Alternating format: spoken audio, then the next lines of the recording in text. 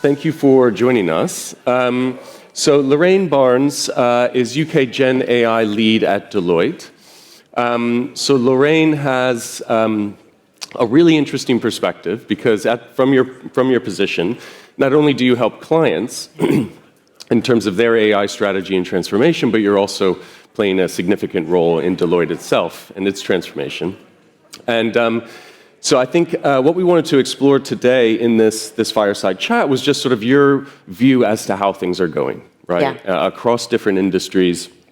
And Dexter mentioned the movie that this session is titled after: AI everywhere, every time. Is it everything all at once? And it is a brilliant movie if you hadn't seen it. And I was thinking about it coming in. I was trying to remember it. And I just remember it being very disorientating, and I was struggling to always understand what was going on. And I think the story, if I can draw a tenuous link to how AI implementation is going, is not dissimilar. There's so much happening, so many different storylines. It's all quite brilliant, but a little bit disorientating and hard to sort of follow. So, Lorraine, I wonder if you could start by giving us your perspective. To what extent are you seeing? Where do you think we're at in the AI transformation story? Is it really being scaled, or are we still in this sort of experimentation phase? Yeah. Well, if I pick up on the theme of the film, I don't know if everyone has seen it, but one of the things that struck me about that film is the fear of choosing the wrong path. And one path leads me to running a laundromat, and the other leads me to living in a mansion. And I think some of us are feeling that fear right now about how things will play out based on the choices we make about Gen AI today. I think what I would say is that change moves at the pace of business, not the pace of technology. And so organizations have systems and controls and processes and infrastructure that, for good reason, will slow the pace at which we can adopt this technology. And generative AI is a once-in-a-generation transformative technology that will, without a doubt, change and transform our organizations. I think we need to give it space, give it oxygen, allow for the creative process to happen so that we can learn the true power of it in changing our businesses. And so what are you seeing? You work with different industries. Are you seeing some industries that are sort of like the tip of the spear, that are leading the way? Yeah. I think at this moment it's important to distinguish between Gen AI and AI. And I think with Gen AI, we don't know yet. With AI, if I take it as a predictor, I would say, okay, financial services may well be the tip of the spear because they typically are organizations that are built on a foundation of strong data, and because they have such a long and solid history of applying AI in their businesses already. So I think, my prediction around Gen AI might be in financial services, but I think that we're seeing fantastically applied use cases in life sciences, around research data, in public sector, certainly in the technology sector, and indeed in lots of cross-cutting applications like legal, customer services. So I think it's all to play for. And a lot of those industries are some of the most heavily regulated industries. Is that help or hinder? Great question. Probably both. Again, it comes back to this point about the pace of change. I think that uncertainty around regulation is likely to hamper the pace of change. But with good regulation, it should help us apply AI safely and appropriately as we transform the world around us. And if we think about some of the enabling factors or the barriers, we can kind of go through them, right? So sort of skills, leadership, but also sort of governance and kind of centralized governance versus distributed governance. Are you seeing any trends there around one being better than the other? Again, I think it's still evolving, and I think we need to experiment around that. I think that different organizations will apply what works best in their environment, and I think that we need to experiment and evolve our ways of working around Gen AI. it's very different from other technologies that we've worked with, where we've come to expect precision and accuracy, and we get, through probabilistic models, things that appear like creativity. And I think we just don't know quite how to handle that yet. What about in terms of, there was a piece of McKinsey research recently that noted that leadership was often one of the biggest barriers. I guess when you're sort of working with clients, the leadership is already sort of bought in. Is that the case? And do you agree with that, that one of the biggest sort of barriers to big transformation is at the leadership level, or is it more at the sort of the rank and file of businesses? I think both our research and our day-to-day conversations would tell us that, generally speaking, leadership is bought in. I think, though, that even with a leadership that's bought in, there is still a big gap in understanding the new technology and the power of that technology and how best to apply it. And I kind of liken it to, the early days of the smartphone era, when there was a proliferation of apps. And, we sort of filled our phones with all these apps and found a lot of them ultimately not to be useful for us, right? Here's the app, what was the question? And so I think there's a little bit of that happening. That's the era that we're in with generative AI right now. And part of that is because of this creative process and leadership still getting their heads around what are the business problems that are most appropriate for us to apply this important technology to. And the ability to sort of really transform, right? Not just do sort of incremental changes. The sort of quote, it was mentioned earlier, but a similar kind of Ethan Mollett quote around this idea, pace of change, and that the worst AI is the one we're using today.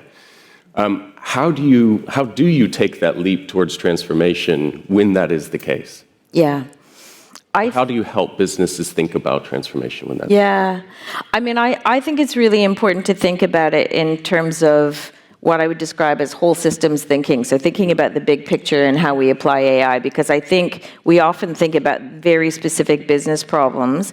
And I also think it's quite seductive to get overly focused on the positive benefits of Gen AI applications. So I think that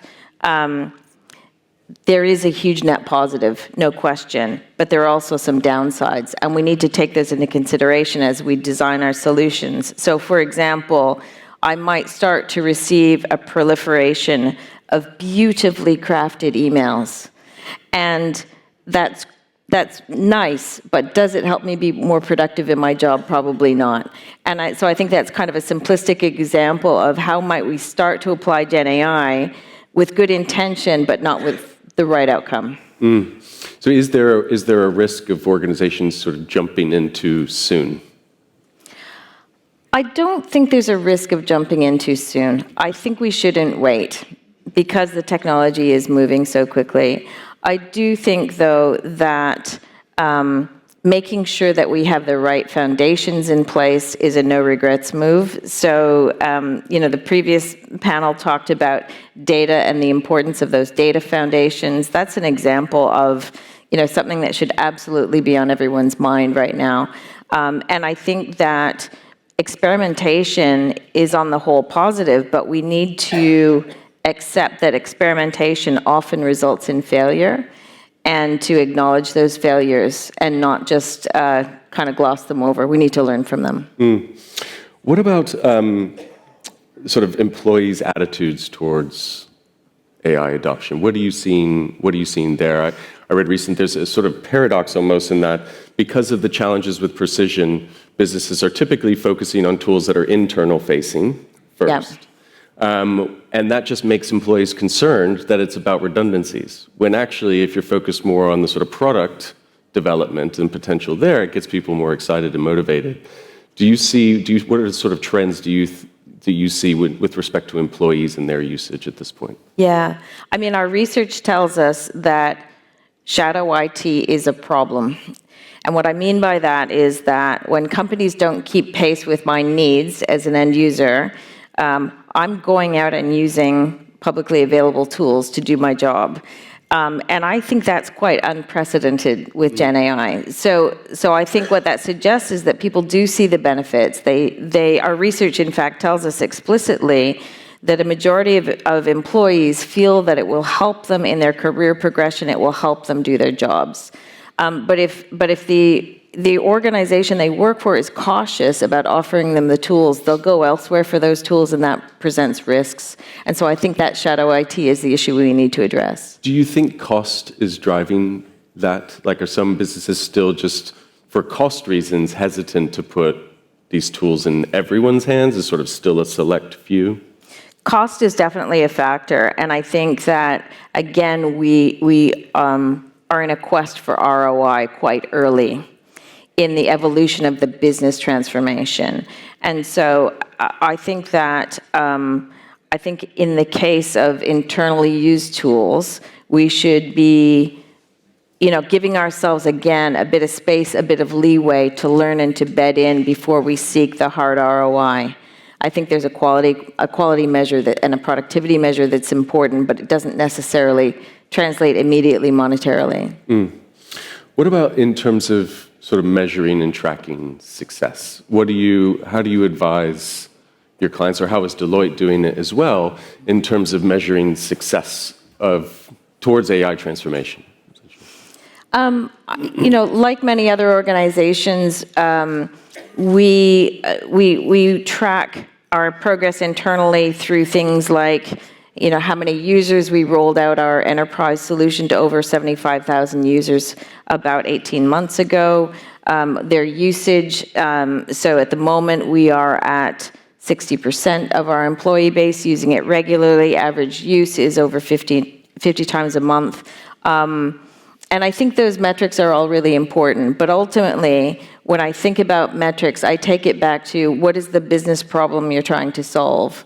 So for example, if the business problem is how do I give more credit to deserving and eligible consumers, then the answer is probably not going to be, what was the speed of answer, or how many proofs of concept did I do, or how many employees did I have using Gen AI? I do want to ask myself, is Gen AI the right tool to answer that question? What about in terms of, do you think with agentic AI too, like right now we think of AI as a tool. We don't think of it as a teammate. Do you think we ought to? What do you think? Are you seeing that kind of transformation, or do you think we still see it as a tool, basically, that we can use? That's a great question. You're making me think. I think of it as a tool. So to me, AI and Gen AI, we talk about them quite a lot lately, but they are and will become ubiquitous. They are part of the fabric of modern technology, and they are part of a toolkit, including digital and cloud and lots of data infrastructure that will ultimately solve business problems for us. So I do think of it as a tool. I think that because Gen AI mimics some very human qualities, the temptation is to think of it as more than a tool. I don't yet. So Lorraine, we only have a minute left. We've got the clock flashing at us here. Be good to conclude sort of, with one kind of piece of advice, right? Obviously, everyone's here sort of at different stages of their AI adoption and transformation.